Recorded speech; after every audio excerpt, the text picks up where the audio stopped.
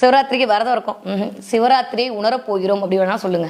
சிவராத்திரி அன்று அந்த உணர்வை நீங்கள் உணர்ந்து விட்டீர்களே ஆனால் நீங்கள் வாழ்க்கையில் ஜெயித்து விட்டீர்கள். அதுதான் உண்மை. அப்ப எந்த நேரத்துல இந்த எனர்ஜியை நான் உணர முடியும்? இவ்வளோ சொன்ன ஞானிகள் அதை சொல்லாமையா விட்டுருப்பாங்க? நான் சொன்ன மாதிரி இந்த ஸ்ப்ரிங் வே அப்படியே சுத்திட்டே இருக்கு, பூமி அப்படியே சுத்திக்கிட்டே இருக்கா, எல்லா கண்ட்ரியும் இருக்கும், நம்ம இந்தியா மட்டுமா இருக்க போகுது, எவ்வளோ கண்ட்ரி இருக்கு. அப்ப கரெக்டா இந்தியால கரெக்டா தமிழகத்தை எந்த நேரத்தில் இந்த அதிர்வலைகள் வந்து சேருமோ அந்த நேரத்தை அழகாக ஒரு காலமாக பிரித்து இந்த நேரத்தில் இந்த வழிபாடு செய்ய வேண்டும் அப்படின்னு சொல்லிட்டு ஒரு சூட்சும வழிபாடை கொண்டு போய் கொடுத்தார்கள். அந்த வழிபாட்டிற்கு பேர் சக்தி வழிபாடு, சக்தி நேரமாக கருதப்பட்டது.